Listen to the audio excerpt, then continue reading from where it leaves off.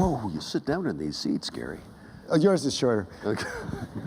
Welcome, Chairman Wheeler. I am so glad you're here. I'm so glad you've taken the time out to come here. This is exceptional. We did this last year on stage. Tell me, what's changed since you were here last year? What are you most proud of that the FCC has done in the last year? Well, the big change is you're on my left. That's only on stage. That's not in real life. Okay. No, a lot of things have happened, as you know, since we were here last year, Gary. And I guess what I would add to that is we ain't going to slow down. 2016 is going to be a big year. But I mean, you know, all you have to do is go down to the floor, which I've just come from, and the name of the game is connected, and particularly connected via spectrum. So how do we make sure that we continue the kinds of things that we were doing last year when we had, you know, the AWS-3 auction to make spectrum available, when we increased competition in local areas for broadband services, when we had the open internet order that meant that the internet was going to be permissionless. And how do we continue that? Well, you got to continue it with more spectrum. I mean, I don't want you to think I'm counting, but 84 days from today, there will be the world's largest spectrum auction that has ever taken place. Julie Carney started whoever is counting on our vice president, who is responsible for all these things, who was applauding. You're the only one, Julie. Sorry. No, but our staff is instructed if one employee starts applause, they have to join in. So let's talk about the spectrum auction. Okay. First of all, for those that don't know what it is, right? Could you give a layman's explanation? Obviously, there's a law. It was signed by the President Obama, went through Congress. It says the broadcasters can offer. So I'd like to hear how you can explain what's going to happen the first quarter of the year, and who's participating, and when will we know, and what do you think is going to happen? Oh, that's all you want to know. So look, it's for the first time in the world, we're going to do a simultaneous purchasing of spectrum, rebanding spectrum, and re-auctioning it. So we will be purchasing it from broadcasters in a voluntary basis. And you know, the interesting thing is that broadcast channels come in 6 megahertz chunks. Wireless carriers use 5 and 10 as their kind of packaging. So what we have to do here in the middle is to reband so that this becomes this. And at the same point in time, you've got to reallocate the broadcasters that stay in the market and say, no, I don't want to sell, and repack them. And all this has to happen in real time or quasi-real time. And it's going to be a huge undertaking. Gary Epstein and Howard Simon and the auction task force team have just done a fabulous job working through all of the details, because, as I say, nobody's ever tried this before. And what's significant is that right now we are within less than a week in closing the window for the broadcasters to indicate their interest in participating. Next Tuesday, the window will close. Have you heard from anybody yet? I think it is safe to say that you are going to see a spectrum extravaganza. Okay, that you're going to see lots of spectrum, lots of interest in selling the spectrum, and lots of interest in buying the spectrum. And that is going to be transformational, and it's going to be essential to the kind of things that are going on downstairs on the show floor. Because again, it's that kind of connectivity that... So I want to stick with the actual mechanics of the auction. Right. So if a broadcaster comes in a city and says, I'm willing to put this up, then someone on the other side have to say, I'm willing to bid on that?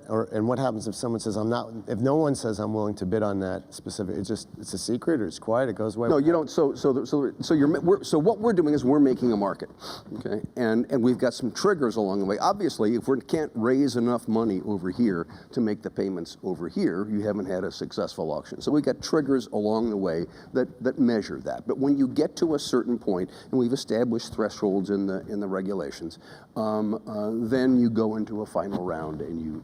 When will that final round be? It's going to be set by the market. I mean, what's exciting here is that this is not bureaucrats sitting down and divvying things up. This is the marketplace deciding what is the highest and best use of spectrum, and in the process, creating opportunities not just for the wireless carriers, but also for broadcasters to rethink how they want to do their business. So what's the best case scenario for you? Lots of spectrum sold to lots of wireless carriers. And raising how much? I think, I am more interested in the spectrum that transfers at the end of the day than the dollars that transfer. So you want to see spectrum transfer in every major city? Oh yeah, it will. So it will. It will. It will. That's a strong positive statement. What's the worst case scenario? Oh, that it all blows up and we were wrong. But I'm not. We're wrong. But I'll tell you. But I'll go to the bookies here in Vegas and put my money down against that. Really? I'll short against that. What odds? Best odds you can dream of. This is gonna be a really exciting auction. I mean, I don't want to be cute here, Gary. But so let me be specific.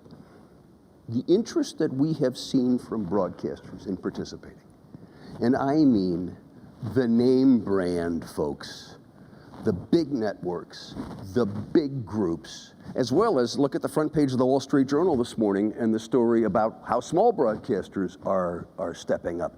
There is great interest in this reverse auction where we will be buying spectrum. On the other side, this is the last time that we sell the sand on the beach, okay? Because this is beachfront spectrum. And no more beachfront properties being created. There are no, remember what? No global spectrum warming. Remember what Mark? That's a good theme. Remember what Mark Twain said about? I put all my money in real estate because I understand they ain't making it no more. Well, the 21st century reality to that is spectrum. Well, that's great. And out of fairness to you and all the people focusing this to the FCC, you were dealt a hand by Congress and a law was signed and you in a sense inherited that. And a year ago on this stage, you would have tried to take an optimistic tone, but you were going out on the road selling the concept to the broadcasters. And honestly, I think I used the phrase passive aggressiveness by the broadcasters. I think it's fair to say the voices we're hearing now from broadcasters are more interested in, hey, there's something here for us as well. There's a huge opportunity. This is I think a lot of broadcasters early on thought that this was some kind of threat. First, it's voluntary. Secondly, it's an opportunity to rethink your business. Do you want to move up to a V? We got a plan for you to do that. Do you want a channel share? Which is, let's go back to what is the big breakthrough that digital creates in a spectrum environment, and that is the opportunity to share. So how do you take a 6 megahertz allocation of spectrum into which you can put 5 or 6 different broadcast channels and say, let's share, I can keep my existing business model there, I'm still reaching as many subscribers, I still got must carry on the cable system, and oh, by the way, I can pocket several $100 million that I can use to expand into new businesses, to buy spectrum, to do whatever the heck I want to be doing. So that's the second option. And the third option is, thank you, I'll sell my spectrum and vacate the market. So this is opportunity, opportunity, opportunity for broadcasters. Absolutely, definitely for broadcasters and definitely for those who want to provide additional broadband. But there's a third category, if you will, of participants, and that is the unlicensed spectrum area. A lot of the miracles we see around the 3,600 plus exhibitors and 2.4 million net square feet of exhibit space in the show floor is using unlicensed spectrum. The Consumer Technology Association estimates that's contributing about $68 billion a year to the economy. How is unlicensed spectrum fitting into this game plan? Well, you know, Congress was very explicit in that regard, saying that when you're going to do this, you got to be making sure that you're also providing opportunity, creating opportunity for unlicensed. So we have multiple unlicensed initiatives, as you know. In the spectrum auction in specific, there'll be at least 3 bands of unlicensed spectrum in every market around the country. We're also doing things in 5 gigahertz, where we've recently made 555 meg available for what's being called gigabit unlicensed. We've got our 5G proceeding, the Spectrum Futures proceeding, which we'll bring home this summer, in which we're talking about the 41 gig to 64 gig to 71 gig as being available for unlicensed kind of activities. I mean, you know, unlicensed, as you know better than anybody, Gary, is the innovation band, and we want to make sure that there is opportunity, continues to be opportunity in the innovation band. That's great. You're right when you say there's no more additional spectrum, if you will, but there is a lot of spectrum the government's still using. Do you see any opportunity there to consolidate some of the government uses and free that up for use by commercial or for unlicensed? Sure. In what way? And there, I mean, that has been a traditional path. I mean, let's go back to the macro issue, though. Spectrum allocations were done in an analog environment. In an analog environment, you basically said, okay, here's the waveform of what we're going to have to transmit, and it needs this much of a pipe to fit in. And only it can fit. In a digital environment, you can put a lot more things in there. And so the key concept in a digital environment is sharing. And so one of the things that we have to do with those who are licensees, such as broadcasters, they've stepped up and said, oh, I see the sharing opportunity. But other licensees, as including government, is say, hey, this isn't I'm going to take your apple away from you. Okay, it's how do we figure out how to share? Because the digital future is a future that enables sharing, spectrum sharing, and is going to require spectrum sharing. Well, we do call it the sharing economy. There you go. And if Bernie Sanders becomes president, we'll have that. I think we're going to have, I think we have the sharing economy today. Yes, we do. And as an aside, we were talking before we got up about the fact that you have Uber and Lyft here. That's something we work very hard on, to have Uber and Lyft in Las Vegas. Speaking of the sharing economy. Well, the other thing we're we're talking about. We're trying to figure out how we can bring that up. I think I just did. Well, but the other thing we need to figure out how we bring up is, let's check our steps. How many steps have you got on your Fitbit? 6,302. Oh, Gary, I got 8,604. Well, the day is young. I'll call you at midnight. Gary told me that at his opening session this morning, he was pacing back and forth across the stage for the purpose of building up your count. Absolutely, and I'm not ashamed of it either. I'm proud of it. Actually, all the employees of CTA, we have a challenge going right now, and we have 3 different teams. So those that are on my team, we just keep walking around, and those others just sit down. But different issue. On this stage last year, the headline that you left the press was Chairman Wheeler foreshadows Title II approach on the open internet. And the press was right. I think you were more than foreshadowing. I think you almost said, we're going Title II, folks, pay attention. And you did. And certainly some people tried to put some scars on your back because of it. Other people applauded you. There was an argument before the court. And there'll be a decision coming down soon. And there were some process issues in that, as part of the court argument. And at least by the accounts I heard from the oral argument, some of the judges appeared friendly to the concept that the process was not followed the way it should have been.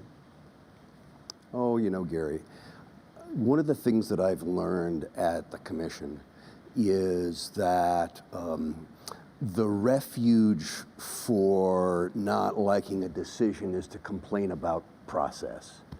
I'm quite comfortable that the process that was used was fulsome, that we made the decision based on the record, and that will be sustained. Okay, well, we'll see. I'm curious, how important was John Oliver in this whole debate?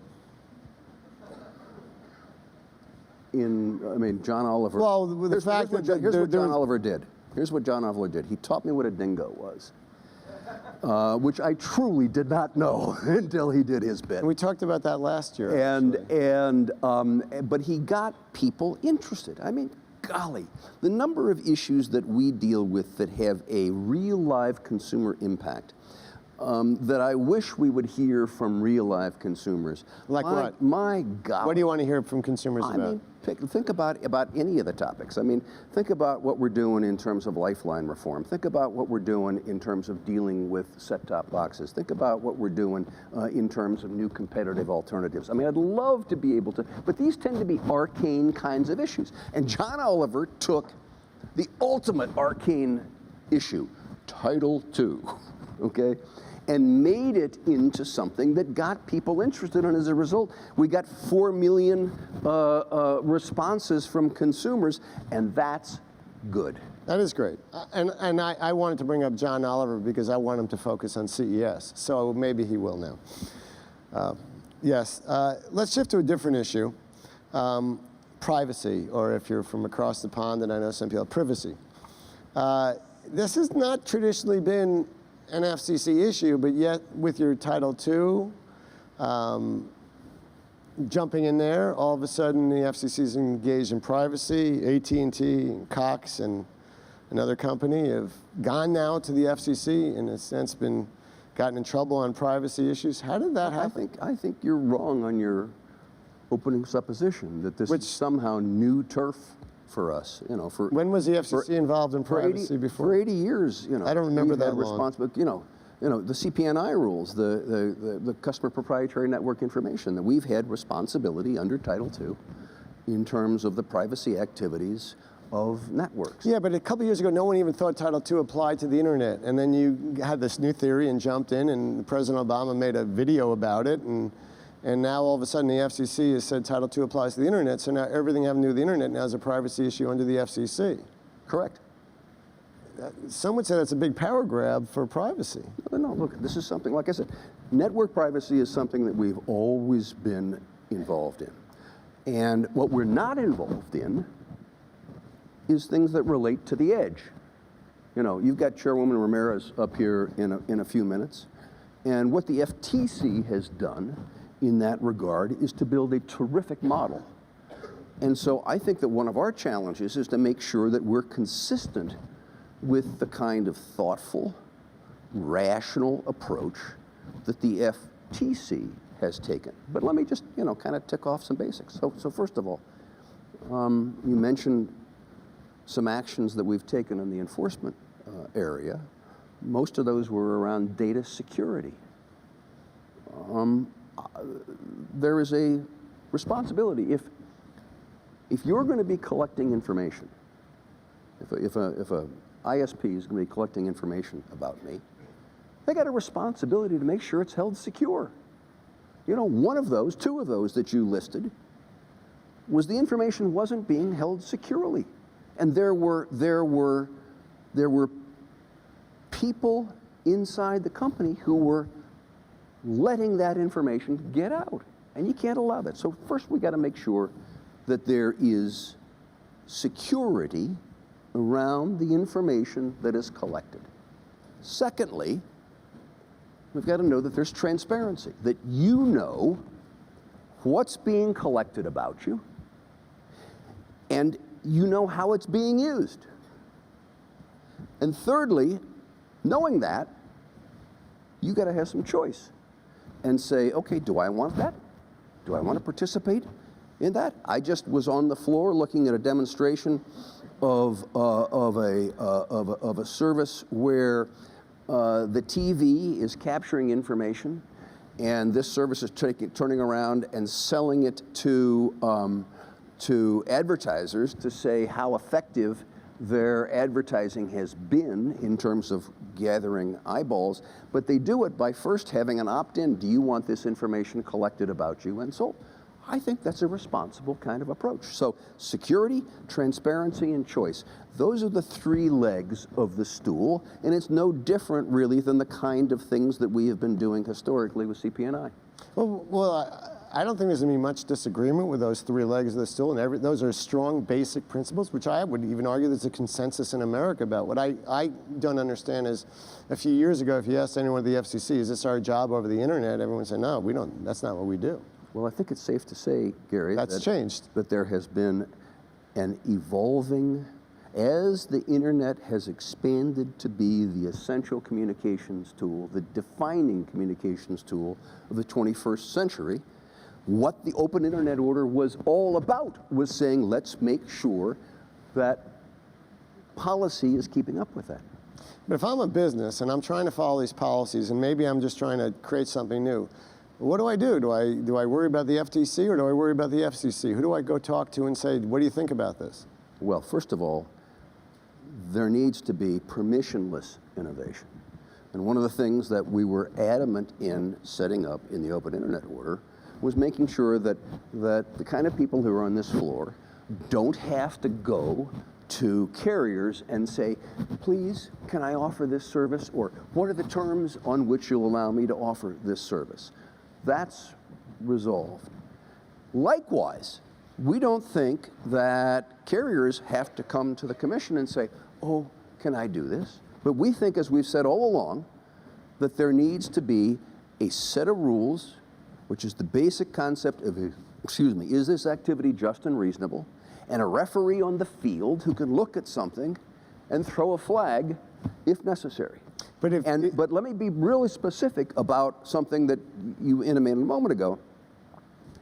We do not extend our authority to edge providers. You can talk to Chairwoman Ramirez about edge providers. We do not extend our authority to edge providers. Our authority is with regard to networks. How does the FCC and FTC understand there's some memorandum of understanding? How does that work as to who gets what? Between the FCC, we've signed an MOU yes, with could you the explain FTC how that works? in which we recognize that we have jurisdictions that are parallel to each other, and we want to make sure that we are working together on that. And we've had a highly successful activity in 2015 protecting consumers who were, in our case, slammed. In Chairwoman Ramirez's case, a case of false advertising. And we're able to work together to bring successful resolution, including putting money back in consumers' pockets.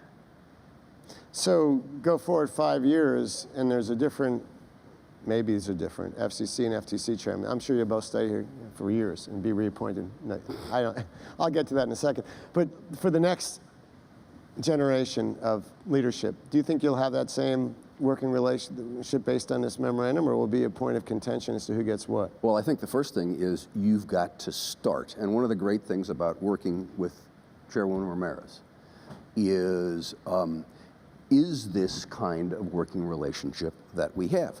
So let's establish precedent. And if that precedent is solid and firm and proven, then I think we've got a path going forward that anybody can follow. Okay. Chairman Ramirez will be up here for the rebuttal next, and you actually laid it up so there won't be one. That's great. I want to shift to something that clearly is under the FCC purview by statute, and that is accessibility. The 5th anniversary of the 21st Century Communications Video and Accessibility Act passed. The FCC has met the timeline and timetable for every major rulemaking, which is, by the way, unprecedented in Washington. Just because Congress says an agency or a commission must do something, it doesn't always happen time-wise. Could you share with us how that worked, how you think it's working, and what has to be done? Well, first of all, thank you to you and your members for the support that you've been with us through this process. I mean, I think that there are two things, Gary, and I feel passionate about this topic. Accessibility to 21st century capabilities needs to be a forethought, not an afterthought. And that's what CVAA said.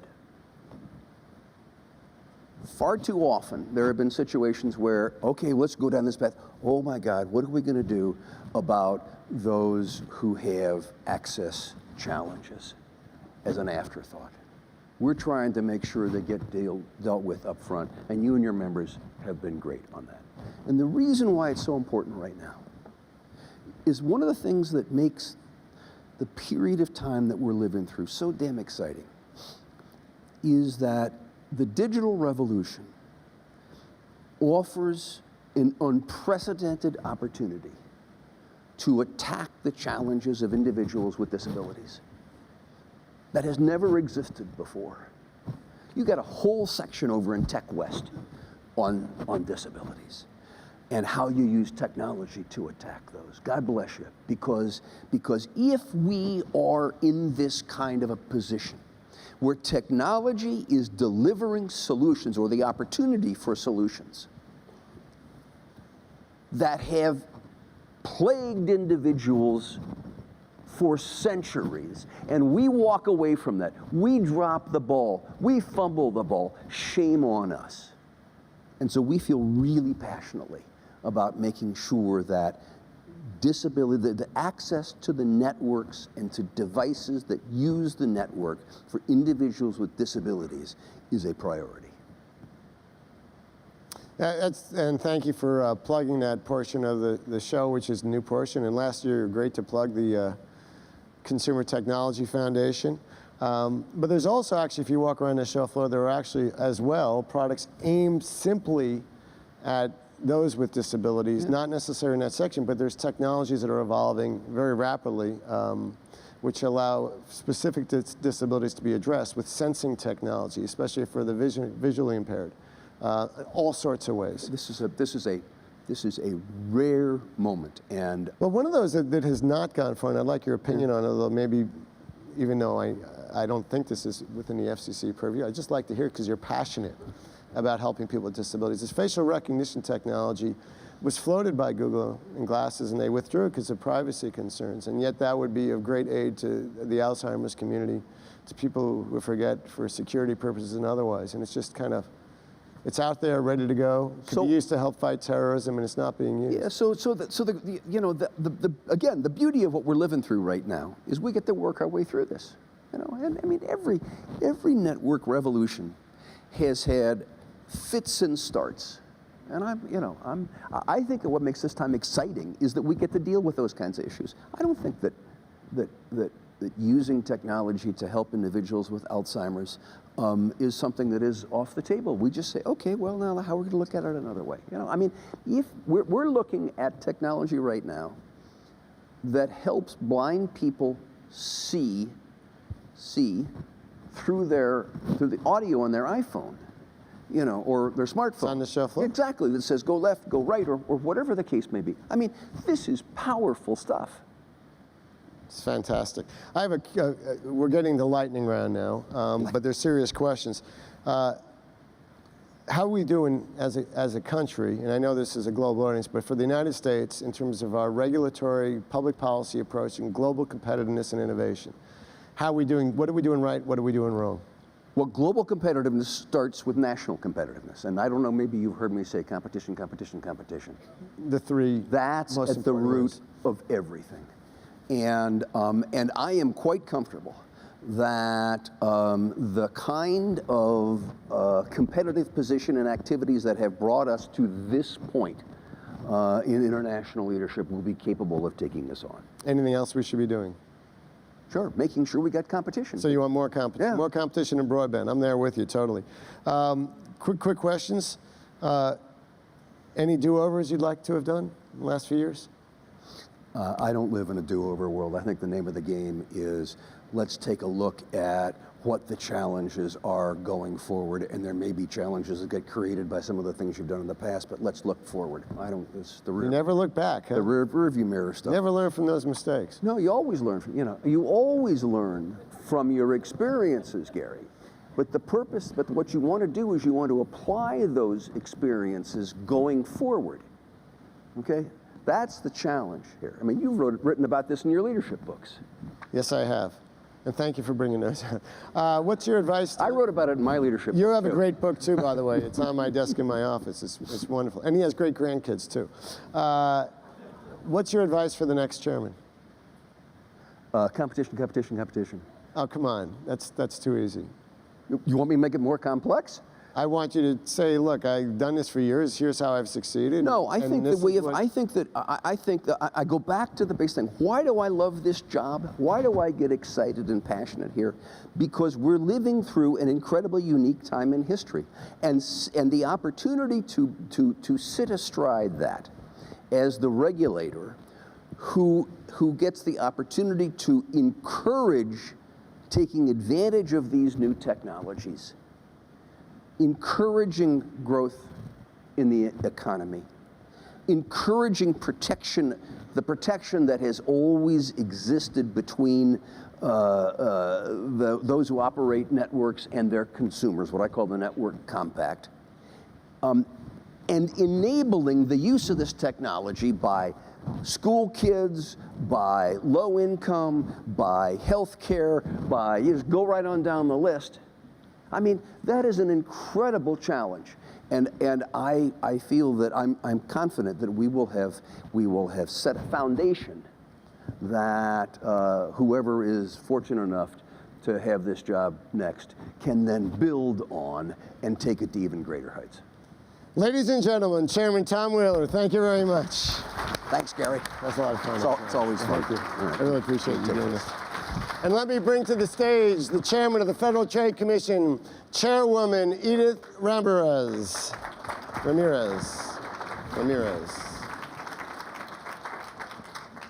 Thank you and welcome. And first of all, am I pronouncing your name correctly? Otherwise, I'll Edith keep Ramirez. Just call me Ramirez. Edith. Madam Chairwoman, thank you to see us. This is the first time. This is a real treat for me because I have interviewed the last 6 or 7 chairs of the Federal Communications Commission and never yet interviewed the chairwoman or even chairman of the Federal Trade Commission. And yet I started my career working for a bunch of former FTC commissioners as a law student. So I have a little background, ancient though. Well, I'm delighted to be here with you, Gary. I'm glad you're, so this is your first time to see us, or you've been No, here I was here before? last That's year. right, you were here. What do you think? Look, I think it's a terrific opportunity for us to be here, for me to make sure that we are staying current, staying abreast of the new generation, the next generation of products. So I'm delighted to be here yet again. Yet again, well, I'm glad you're back here. So 2 years ago, we had a whole portion of the show focused on the Internet of Things. 2015, we couldn't because there was over 900 companies. Now there's well over 1,000. But yet you and the commission have been focusing on Internet of Things. I have this report, Internet of Things. It looks familiar. It's not copyrighted, so it's a copy. I read it on the plane. And could you talk about how this report came about and what it really ended up saying? Sure. The report was really similar to many other policy papers that we put out. It was the product of a lot of work on the part of staff. We held a workshop on the Internet of Things the year prior to issuing the report, and it really is an effort to reflect and put out there both an acknowledgement of all of the benefits that the Internet of Things can bring to consumers, but then also to make sure that companies and consumers are aware of the risks that come with devices that are connected and devices that are collecting all sorts of information about us, both whether it's at home, at work, whether we're wearing fitness monitors. There's no question that today, in addition to the theme of connected devices, the fact is that data is increasingly becoming today's currency, and we need to be aware of what impact that has on consumers. Well, the report was very well received, both in government and by industry. It reflected a broad panoply of benefits the Internet of Things can provide, but it also raised some questions. Could you talk about a couple of those questions? Sure. I think for me, this issue of the Internet of Things and frankly just all the mechanisms that companies use to collect information about us raises certain concerns that we need to be conscious of and seek to address. The first is this notion of ubiquitous collection, that data is being collected about us in all sorts of different ways. Through these various devices, again, that we're bringing into our homes, whether it be a smart thermostat, whether it's a smart fork that can document what I'm consuming after, late at night, all sorts of these devices. They're gathering increasingly sensitive information about us, and that raises questions then about how is this information being used, with whom is it being shared? So I would say the potential for unexpected uses, that's a second concern. And then another major concern has to do with security. As companies increasingly amass all of this personal information about us, and it's increasingly sensitive, and you can increasingly draw sensitive inferences even from seemingly benign information, how is that information being protected? Is it secure? How many weeks go by without there being another headline about another major breach? We need to be conscious of these issues, and these are risks that we at the FTC are trying to make sure that companies are aware of, and we try to provide guidance to help them address those risks. So you hear from a lot of people. You hear, for example, from companies that want to do business, and look, the Consumer Technology Association filed comments before that proceeding, and we're a business group, and you hear from privacy, people that are passionate about privacy, and that's their reason for being, they're organized groups. How about the average American? How do they get through? And the reason I'm asking is because Apple did something very interesting. They went to their users of their product and they said, are you willing to share your health information? And an overwhelming majority, almost all of the people said, yes, I'm willing to share my health information for the greater good of figuring out what works and what doesn't work. And that told me a message, at least for Apple product users, are willing to share information. And yet, you don't hear that when you're at the FTC if you listen to privacy groups. It's all privacy, privacy, privacy, this is bad, this is bad, this is bad. Well, look, I think consumers are willing to share information. I think many are, if they can be assured that they understand what the information is being used for. If it's going to be for the greater good, absolutely, that's a great positive.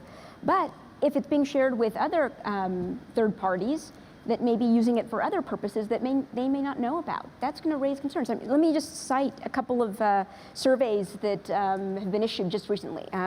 Last week, a Pew Research Center issued a survey finding that a significant minority of American consumers report being increasingly confused about the data practices of companies. That's not a good thing. You want consumers to feel confident in the products that they're purchasing.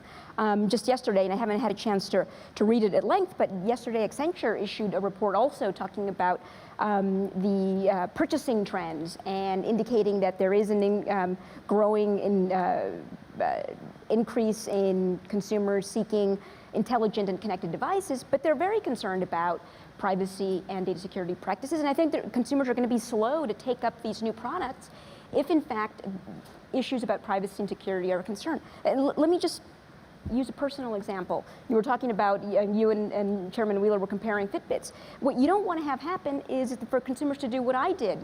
I want to know how many steps and how mobile I'm being, but I'm, concerned about health.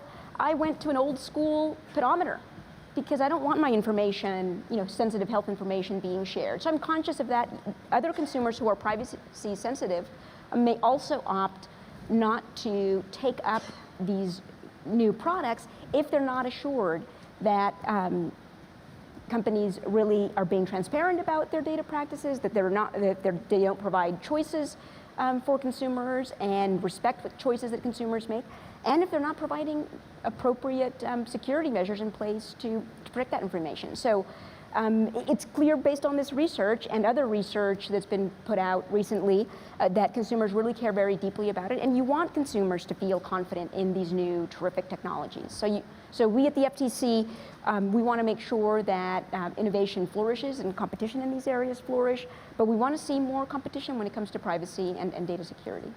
That's really interesting. Well, one of the things we got out of the report as an industry was that you wanted us as an industry to take matters into our own hands and be aggressive in creating transparent, clear opt-out policies. So we got all the people who make these devices together in one room, for everyone from Apple to Samsung to Sony to Misfit and Fitbit and others, and we agreed on a whole bunch of very clear, strong principles that the industry should follow. But I think these are all steps in the right direction. That's absolutely what needs to happen. I really am encouraged by the number of companies that are doing this. I think companies, today most companies recognize that this is an issue that concerns consumers, and I think they're taking steps in the right direction to provide transparency. But I still think that that more work needs to be done, and I think this latest research, and in particular this research from Pew, the Research Center, indicates that many consumers are still very confused about data practices. They're frustrated and frustrated that it takes so long to really be able to have a meaningful understanding of company data practices. And that's something that I think industry needs to address. How? I think they need to be more clear. I think transparency is absolutely key. But even before you get to transparency, I think companies need to make sure that they don't collect information that they truly don't need, because there is this push to just gather more and more information without really thinking through whether it's needed. And I think that exposes companies to risk. So I think that's the first thing, just at the very outset. Secondly, I think they need to be more transparent about their data practices in an easy to understand way. They need to provide easy to understand and easy to use mechanisms for choice. They need to respect those choices, and then they need to make sure that the information that they do collect is adequately protected. That's pretty comprehensive. Certainly, we were very clear that language should be simple and clear, and consumers should understand it. But the reality is, though, it's like, how many consumers read their warranties, and how many consumers really want, and don't consumers really want to just click through to get to the result? I mean, that's just normal human nature, it seems, today. Look, I think we need to do a lot more work in this area because, again, I go back to the fact that I think most of us in this room are probably very concerned about the way our personal information is used. And I think, again, that's what the research shows. When I speak to consumers, I hear that all the time, and I think companies recognize that. So it's clear to me that we need to do more work, be more innovative when it comes to providing meaningful ways of presenting this complicated information. Well, I'm comforted by your words on policy, and I agree with all these things should occur. I am a little uncomfortable hearing that you personally are not comfortable having a contest with me as to how far you should walk. I'm not going to reveal the number of steps because I've yet to have my tour today, and I haven't been pacing, so okay. I've got a few fewer steps than both you and Tom. Well, it is addictive. And it does change behavior. There's no question about it. And it's from a health point of view, I'm passionate about it. Or as I said earlier, our employees are having challenges. We're seeing the results. I even see my 7-year-old child running around doing things just to get his points in for the day, and we're always competing with each other. And there's no sadder feeling than having your device die because you went into the ocean with it. I've done that, yes. I want to switch subjects a little bit. So there was a court battle, Windham, where a court upheld the FTC's ability to use its authority to prosecute unfair practices to challenge alleged data security lapses. Can you describe why it's an important decision for the FTC, and what should companies take away from that decision? Yeah, in a certain respect, this decision isn't noteworthy in the following sense. It simply represents just a continuation of our longstanding work in this area. We've brought well over 50 cases in the data security arena, and the key message is to companies is you have to have reasonable security measures in place to protect the personal information that you collect and use from consumers. So that's the key central message that we've been putting out there for some time. The case is significant in two key respects, and one is that it was the first litigated data security case that we have at the FTC. And it produced two important decisions, one at the district court level, one at the Third Circuit level, that affirmed the fact that we have this authority using Section 5 of the FTC Act to go after companies that don't have reasonable security measures in place, and that was significant. It's also significant because we got some important injunctive relief in the settlement that we entered into with Wyndham, and I think that the order that we have with Wyndham provides important guidance to companies, particularly when it comes to protecting financial data of consumers, what steps they ought to take when it comes to providing meaningful protection for consumers. Well, certainly under your leadership, the FTC has been pretty aggressive in going after companies in the data security and in other areas. And pretty successful too, I might add. I think so. Look, I've managed to build on the terrific work of my predecessors. The agency, we've got a terrific staff, really talented and skilled staff, but we're out there, we're here to protect consumers. And that's our aim, and when companies run afoul of the law, we're absolutely going to take action. Well, how about for companies that are American companies? Because the European Court of Justice, as you know, recently invalidated a provision of law called a safe harbor, which basically said if you did these things, you're fine in terms of protecting consumers. And they said if you have data on an American server, you're incapable of protecting consumers. So therefore, you're violating European law essentially, and there's no safe harbor for you. And every company that has data from Facebook to Amazon to Google to whatever, all of a sudden several thousand companies were left saying, oh my gosh, you're violating European law. And it was all based on some European court's interpretation of how our government spies on our citizens without any factual finding at all. How have you responded to that, and what should companies be doing? Well, look, this decision did upend the safe harbor framework, which is a framework that allows American companies to transmit data from Europe to the United States, but do so in a privacy protective way. There's no question that by upending this important framework, it's created a great deal of uncertainty for companies. And frankly, in my view, the current situation of uncertainty is absolutely untenable. It's not good for businesses who are uncertain about the legal terrain and their footing in this arena. And secondly, it's not good for privacy because I believe that the safe harbor framework has been an important tool and an effective tool that the FTC enforces and the Department of Commerce administers. So what we've been doing, and let me also emphasize that the European Commission had raised a number of concerns about the safe harbor framework following the Snowden revelations. So for 2 years now, we at the FTC, along with the Department of Commerce, have been engaged in working to strengthen the framework, and we have been engaged in very productive discussions with the European Commission about how to go about doing that. Needless to say, since the ECJ decision in the Schrems case in October, we have accelerated those efforts, and we're really working very hard to try to find a solution.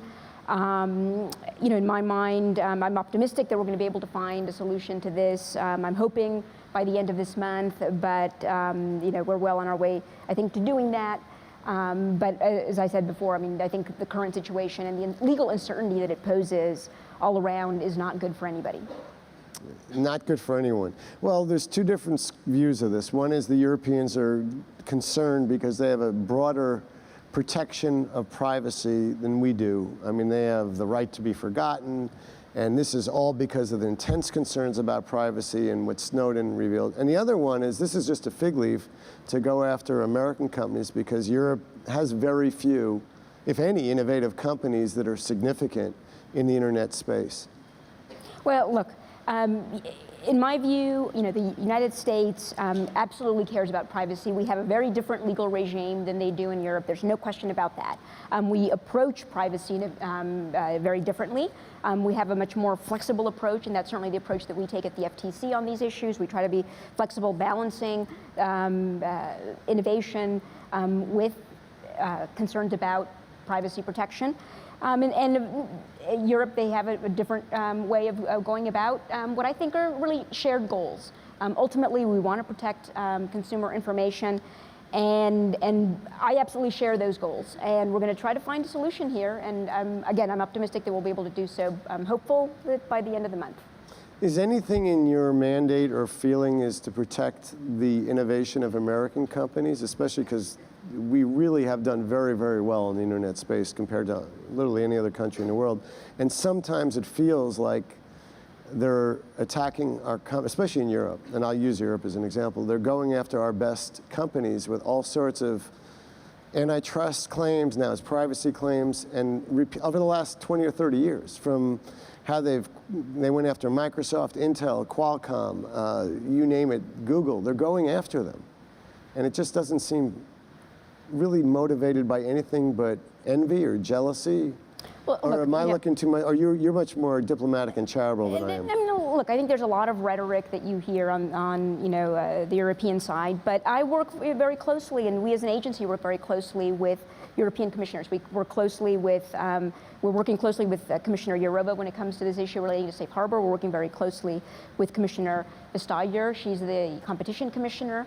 And we've had a very long-standing relationship with Europe on a whole different set of issues. At the FTC, our mandate is to protect consumers, to make sure that we advance consumer welfare. We do that by promoting competition and ensuring that there's a level playing field.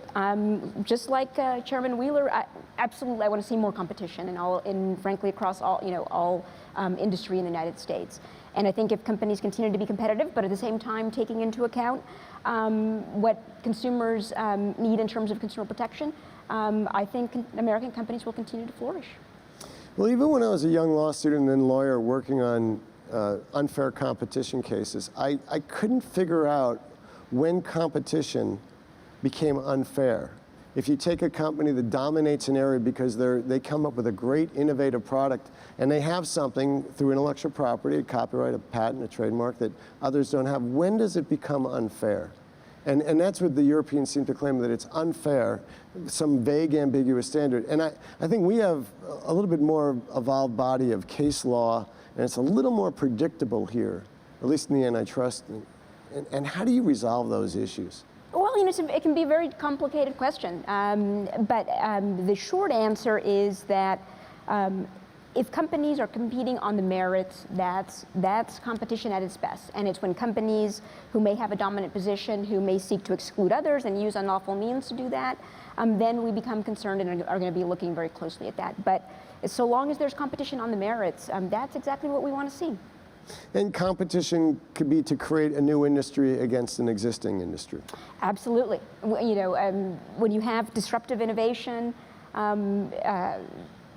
that can increase choices for consumers, can lower prices. I mean, we were talking earlier about the sharing economy. That's an area where you see a great deal of disruption with all of these new business models that are really upending the way that some companies do business. But it can be for the good, but I think you also need to make sure that you take into account risks that might arise for consumers when you have new business models that aren't subject to traditional forms of regulation. So you want to make sure that you take a hard look at those and see if it's appropriate to have targeted regulatory measures to address any risks to consumers. So you held a workshop on the sharing economy. You've gotten a lot of input. You've obviously thought about it.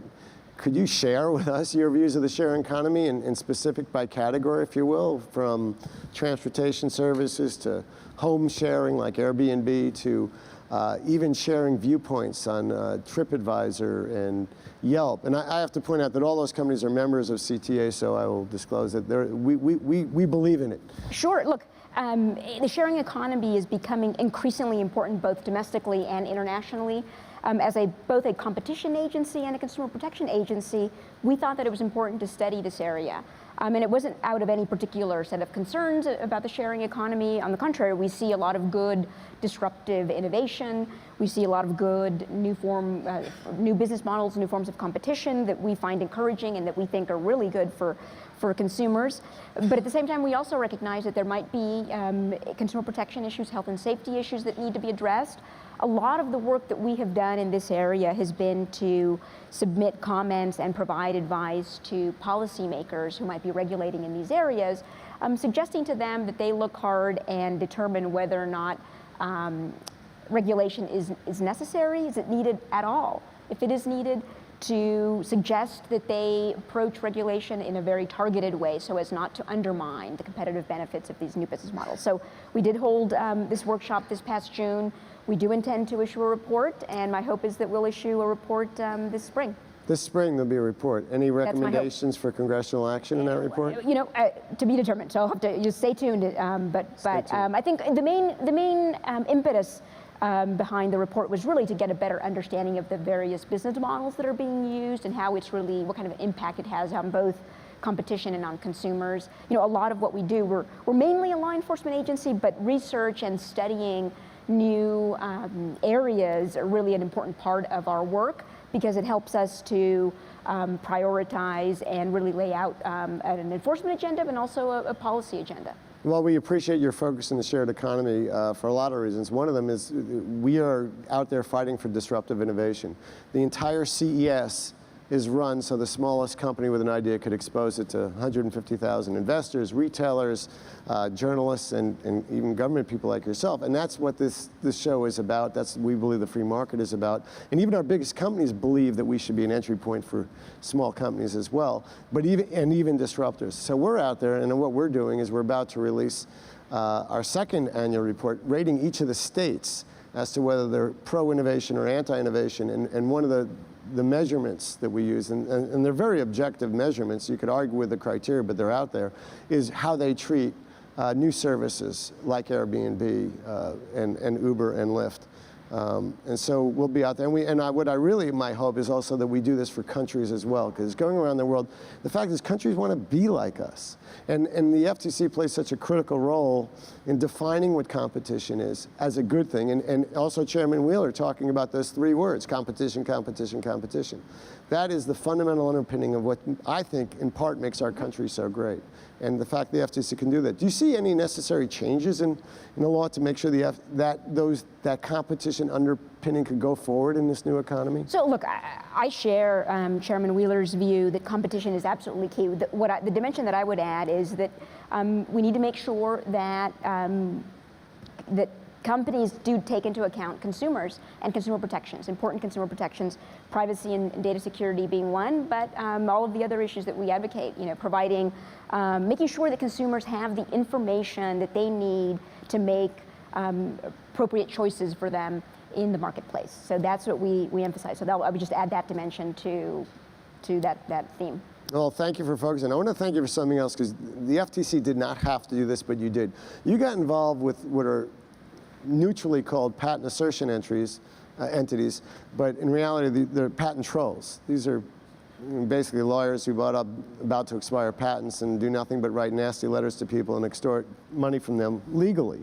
But you've got involved. Could you talk about the status about your 6B study and when it will be released and what kind of data you're collecting? Sure, happy to. And let me just emphasize that we use the phrase patent assertion entity precisely to be neutral, because you do have certain companies that are being abusive and abusing the litigation system, but you have others who, and they argue that this business model really is an avenue for, in particular, small innovators to be able to monetize their inventions. So there's an argument in favor of that particular business model, the PAE business model. So what we thought we would do, again, with this, because we do have this emphasis on research, and we have the ability and the authority to collect proprietary information from companies in order to conduct our studies, we are we're truly examining the business model. We're looking at, and different from the data that exists right now, there's a lot of data about the litigation activities of patent assertion entities. But there isn't a lot of data about how the business model actually works, what type of patents these PAEs are acquiring, what the licensing terms are that they're entering into, what kind of return are the inventors from whom they acquire patents getting. All of these issues about that I think are very important in order to really evaluate the impact of the PAE business model on competition and on the economy. These are issues that hadn't been examined before. So that's really what we're doing, and I'm also hopeful that that this spring we'll be issuing that report as well. And did you undertake that because you heard from lobbyists, or did you undertake because you were hearing from businesses that were getting these letters, or how did that happen? We undertook it because as a competition agency, these are issues that we absolutely care about. There's no question that this PAE business model has had a significant impact in a number of different industries, including the wireless industry. It's an important set of issues. And then in addition, there are certain concerns that have been expressed about certain of these companies that do cross the line and run afoul of the law. We took action against one in particular using our Consumer Protection Authority. We're also going to be vigilant in, should any company violate the antitrust laws. So we're vigilant on the enforcement side, but then we also, again, want to enhance current understanding so that we can share that with policymakers and we can make more informed choices going forward about how to be approaching these issues. Great. Well, we're approaching the lightning round time, so sure.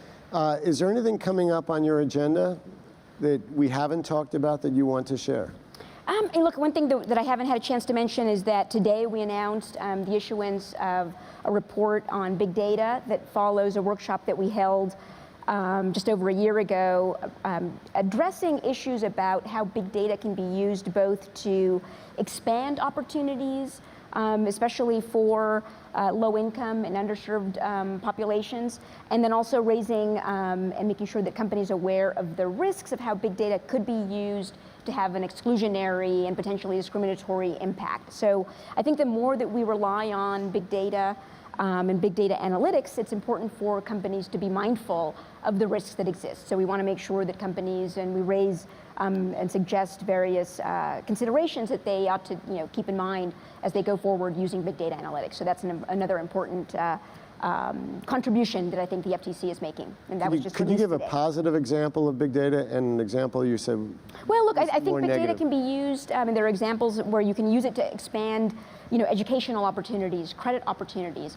But I think, and what we're trying to point out, and what certain researchers have pointed out, is that when you have, the fact that you have big data sets doesn't necessarily mean that they're more accurate. If a data set is incomplete, there may be certain inherent biases or inaccuracies in a data set that might yield to outcomes that could be discriminatory. And I think we need to be very mindful and make sure that our use of big data doesn't entrench existing disparities that exist in today's society. And I think that's incredibly important that we need to be conscious of. And same question I asked Chairman Wheeler. Do you have any advice for your successor? Well, look, I'm not giving advice to a successor. I was just recently renominated. I know. But I'm going to be here certainly through 2016. So what I can tell you is that we're going to continue to keep on doing the work that we've been doing. I think data and focusing on the impact of connected devices, collection of data on consumers and emerging technologies is going to continue to be a focus. That and making sure that we still have and continue to have a competitive marketplace. Well, thank you, ladies and gentlemen. Please join me in thanking Chairwoman Edith Ramirez. Thank you. Thank you so much. I know this is terrific.